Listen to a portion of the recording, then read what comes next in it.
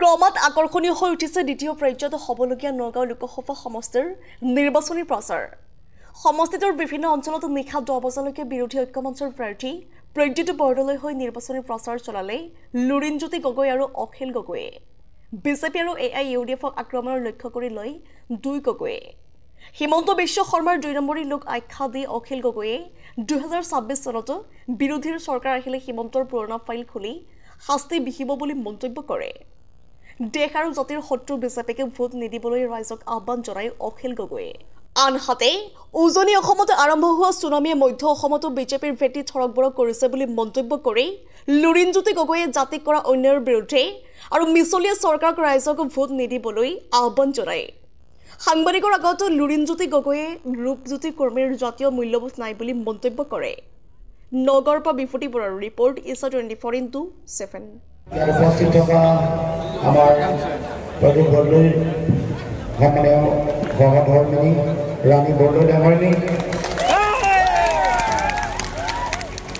আমাৰ মনোৰঞ্জন গোহাঁই ডাঙৰীয়া, আমাৰ মাঘেৰিয়াৰ পৰা আহিছে। সদায় মই যুঁজি থাকিব পাৰোঁ। অসমৰ মাটিত আমাৰ অধিকাৰ যাতে সদায় প্ৰতিষ্ঠা কৰা যি সংগ্ৰাম, এই সংগ্ৰামত যাতে এগৰাকী জাতীয় যোদ্ধা হিচাপে আপোনালোকৰ ভোট, এইবাৰ ভোট এটা সচেতন ভোট দিব লাগিব। এইবাৰ ভোট চিন্তাৰ ভোট দিব। সপ্তাহ মানে তেওঁ হেৰি কৰিছে, অপেক্ষা কৰিছে এক সপ্তাহৰ মাজত লগ কৰি যিবিলাক সিহঁতে বিচাৰি আছে 51ৰ যিটো মানে কাট অফ ক্লিয়াৰ কৰিব লাগে, সেই কাট অফ ক্লিয়াৰটো কৰি পেলাই সেই কাট অফ ক্লিয়াৰটো কৰি পেলাই 51ৰ পিছৰ মানুহখিনিক তেখেতসকলে এটা হয়তো হাৰাশাস্তি এটা কৰিব পাৰে, ডিটেনশ্যন কেম্পত দিব। সকলোকে নমস্কাৰ। এজনে মাছৰ প্ৰকাশবিলাকে নষ্ট হয় নে নহয়, ডনেশ্যনবিলাকে নষ্ট হয় নে নহয়, এক্সটেনশ্যনৰে নষ্ট হয় নে নহয়। তেওঁতো অসমৰ হৈ কোনটো ভাগৱত আমি আজিলৈকে শুনা নাই। শুনিছে নেকি? শুনিছে নেকি? তেতিয়াহ'লে বিজেপিৰ কাৰণে এটাও ভোট আমি দিব নোৱাৰোঁ। হয়নে? মাতিব নোৱাৰে। খাদ্য সামগ্ৰীৰ দাম যেনেকৈ বঢ়াইছে, দৰৱৰ দাম বঢ়াইছে, বিদ্যুতৰ মাচুল বঢ়াই, তাৰ লগে লগে মাটিৰ খাজানা বঢ়াই যি ধৰণে অত্যাচাৰ কৰিছে, সাধাৰণ জনগণৰ যিটো মৌলিক গণতান্ত্ৰিক অধিকাৰ এইবোৰ খৰ্ব কৰি দেশৰ গণতন্ত্ৰ সংবিধান সম্পূৰ্ণৰূপে নাইকিয়া কৰিবৰ কাৰণে যি তেওঁলোকে ষড়যন্ত্ৰ আৰম্ভ কৰিছে বিজেপি দলে, সাম্প্ৰদায়িকতাৰ বিষবাস্প সিঁচি দি সাতাম পুৰুষীয়া ঐক্য সমন্বয় সম্প্ৰীতিৰ ভেটি ভাঙিবৰ কাৰণে বিজেপি দলে কৰা যি কাম কাজ তাৰ বিৰুদ্ধে এইবাৰ ৰাইজ সজাগ হৈছে, সচেতন হৈছে আৰু ভোট দিবলৈ ওলাই আহিছে। অসমৰ ৰাইজক মিছা প্ৰতিশ্ৰুতিৰে তেওঁলোকে আগৰ সময়ত ভোট লৈ গ'ল, মিছা কথা ক'লে, মিছা প্ৰতিশ্ৰুতি দিলে, জাতীয় বিষয়সমূহ সমাধানৰ কাৰণে বিভিন্ন কথা বতৰা ক'লে, তাৰ বিপৰীতে তেওঁলোকে কাঁহ জাপি দি অসম চুক্তিকো নাইকিয়া কৰিলে। তাৰ লগে লগে 6 জনগোষ্ঠী জনজাতিকৰণ কৰিম বুলি নকৰিলে, বৃহৎ নদী বান গৰাখহনীয়া সমস্যা সকলোতে মিছা কথা ক'লে, চাকৰি দিম বুলি কৈ ৰাইজক চাকৰি নিদিলে, মূল্যবৃদ্ধি কমাম বুলি কৈ মূল্যবৃদ্ধি দিনে দিনে বাঢ়িলে।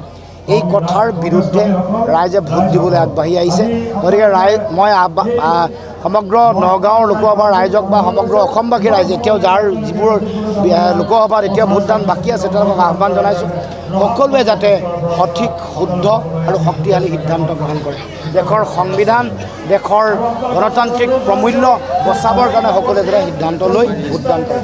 প্ৰথম পৰ্যায়ত যিহেতু 5খন আসন ইতিমধ্যে নিৰ্বাচন হ'ল, বিৰোধী ঐক্যমঞ্চ কেইখন পাব সেইটো জনতাই সিদ্ধান্ত।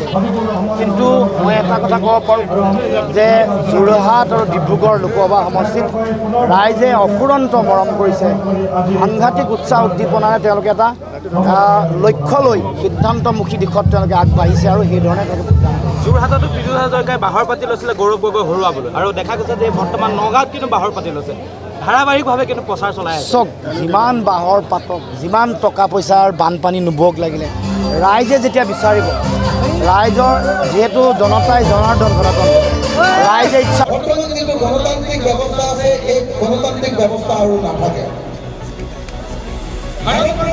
ধৰ্মনিৰপেক্ষ দেশ হৈ নাথাকে।